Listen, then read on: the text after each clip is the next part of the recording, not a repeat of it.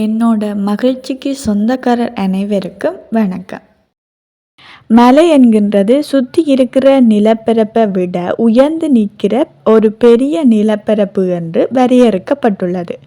குறைஞ்சது 1000 அடிக்கு மேலே இருக்கிற நிலப்பரப்புகள் மலைகள் என்று அழைக்கப்படுகின்றது. இந்த மலைகள் எப்படி உருவாச்சு? அந்த மலைகளில் உள்ள எத்தனை வகைகள் இருக்குது?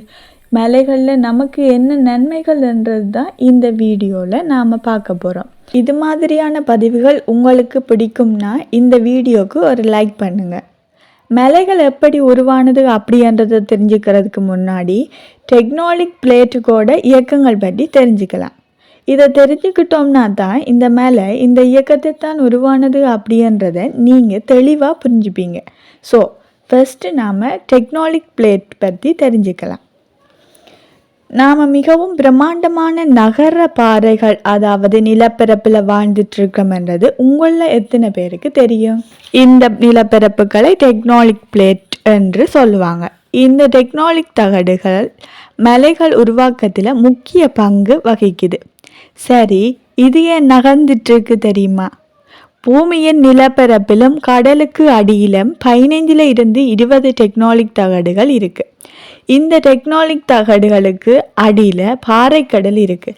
லாவா என்று சொல்லப்படுகின்ற இந்த உருகிய பாறைக்கடலுக்கு மேலே தான் டெக்டானிக் பிளேட் மிதந்துட்டு இருக்கு.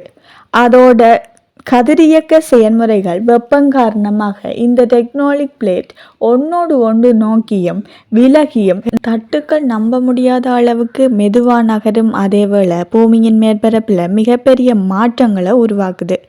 இன்றைக்கு இருக்கிற பெருங்கண்டங்கள், பெருங்கடல்கள், மலைகள் எல்லாமே இந்த நகர்வால் உருவானவை தான்.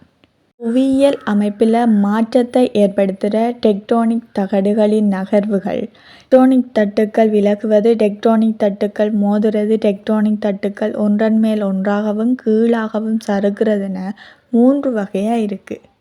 முதலாவதாக நாம் பார்க்க போகிறது தட்டுக்கள் விலகுவது. இரண்டு டெக்டானிக் தகடுகளுக்கான எல்லைகள் மேலும் விலகி போகிறப்போ ஏற்படுகின்ற விளைவினால் மலைகள் உருவாகுது. அதாவது 2 தட்டுக்களுக்கு இடையில் மாக்மா வெளிவருது. இந்த மாக்மா குளிர்ச்சி அடைகிறப்போ அது புது ஓசோனிக் கிரஸ்ட்டை உருவாக்குது. இருந்தாலும் இந்த மாக்மா ஒரு எரிமலை வடிவத்தில் மேல் நோக்கி வெடிக்கும். பூமியில் மிகவும் ஆபத்தான எரிமலை பகுதிகள், மத்திய அத்லாந்திக் ரிட்ஜ், பசிபிக் நெருப்பு வலயம் எல்லாமே டெக்டானிக் தட்டுக்கள் விலகிச் செல்றதால ஏற்படுற விளைவு தான். அடுத்ததாக நாம் பார்க்குறது டெக்டானிக் தகடுகள் மோதல். 2 தகடுகள் மோதும் போது அதோட விளைவாக தட்டுக்களோட பகுதிகள் மேல் நோக்கி நகர்ந்து மலைத்தொடர்கள் உருவாக்கக்கூடும். பெரும்பாலும் பூகம்பங்கள் 2 டெக்டானிக் தகடுகள் ஒன்றோடு ஒன்று மோதுவதால் தான் ஏற்படுகின்றது. அடுத்து நாம் பார்க்க போகிறது டெக்டானிக் தகடுகள் ஒன்றன் மேல் ஒன்றாகவும் கீழாகவும் சறுக்கிறது. 2 டெக்டானிக் தகடுகள் ஒன்றுடன் ஒன்று மோதும் போது ஒரு தகடு கீழ் நோக்கி அழுத்தப்படுகிறது.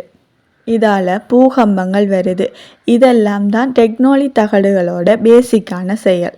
இப்போது மலைகள் உருவாக்கம் பற்றி பார்க்கலாம். பொதுவாக மலைகள், எரிமலை வெடிப்புகள், டெக்டானிக் தகடுகள் ஒன்றோடு ஒன்று கடந்து போகிறப்போ ஏற்படுகின்ற டெக்டானிக் பிளவுகள், டெக்டானிக் மோதல்கள் என்று இந்த 3 வழிகளில் ஏதாவது ஒரு இயக்கம் காரணமாகத்தான் உருவாகுது.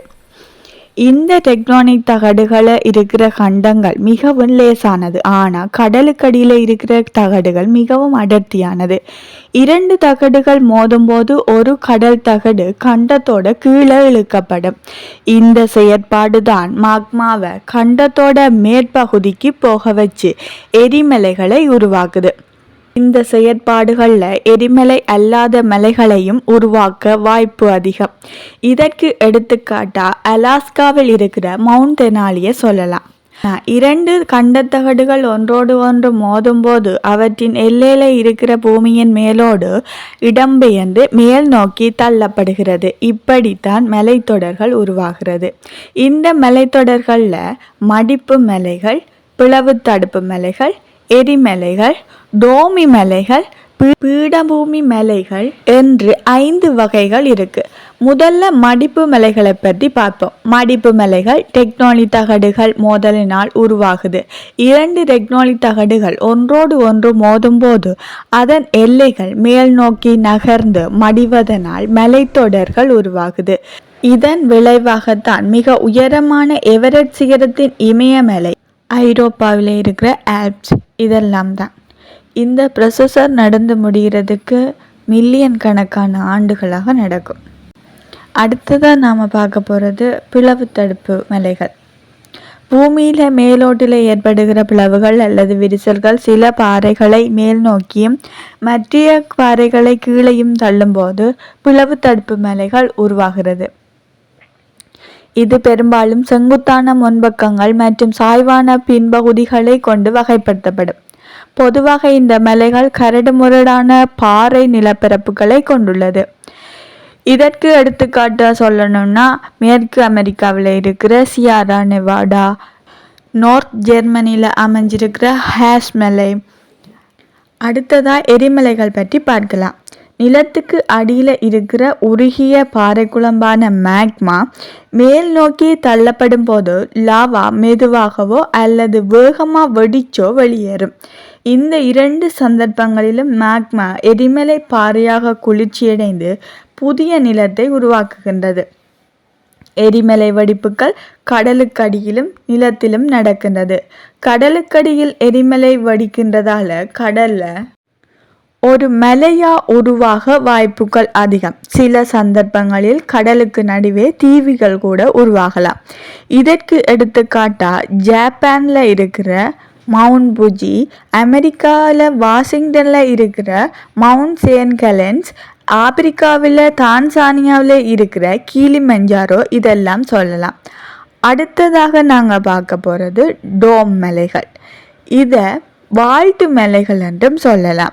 இந்த டோம் மலைகள் அதிகளவிலான மாக்மா அடியில இருந்து மேல் தள்ளுவதனால ஏற்படுகின்றது. ஆனால் இது வெடிச்சு வெளியே வராது. இந்த மாக்மா குளிர்ந்து கடினமான பாறையை உருவாக்குது. இது மில்லியன் கணக்கான ஆண்டுகள் அரிப்புக்கு பின்னாடி தான் டோம் மலைகளாக உருவாகும். இதற்கு எடுத்துக்காட்டா நியூயார்க்கில் இருக்கிற அடிரோக்டக் மலைகள், அமெரிக்காவில் நியூபால இருக்கிற ஹென்றி மலைகளை சொல்லலாம். லாஸ்ட்டாக நாம் பார்க்க போகிறது பீடபூமி மலைகள். மேசை மலைகள் என்று அழைக்கப்படுற பீடபூமி மலைகள் சுற்றி இருக்கிற பகுதிகளோட அரிப்பால் உருவாகுது. இதனால் ஒரு தட்டையான உச்சியில் தனித்த உயரத்தில் உருவாகும்.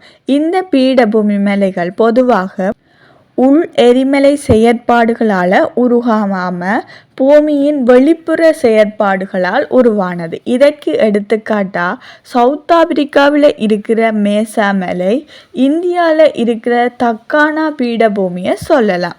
சரி, இந்த மலைகள்னால நமக்கு என்ன நன்மை என்ன தெரியுமா? இந்த மலைகள் தண்ணீரின் பெரிய கையிருப்பு என்றே சொல்லலாம். உலகின் குடிநீரின் பெரும்பகுதி மலைகளில் இருந்து தான் கிடைக்கிறது. மலைகளில் பனி உருகும் நீர்தான் பல நதிகளின் மூல காரணமாக இருக்கு. இந்த நீர் விவசாயம், குடிநீர், மின்சாரம் எல்லாவற்றுக்கும் உதவுகிறது.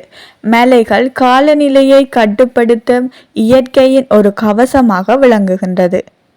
மலைகள் காற்றின் வேகத்தையும் திசையையும் மாற்றி காலநிலையை சமநிலையில் வைத்திருக்க உதவுகிறது.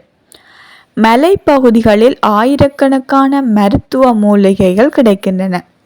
மலைகள் சில அரிய வகையான தாவரங்களுக்கும் விலங்குகளுக்கும் ஒரு வீடாக காணப்படுகிறது.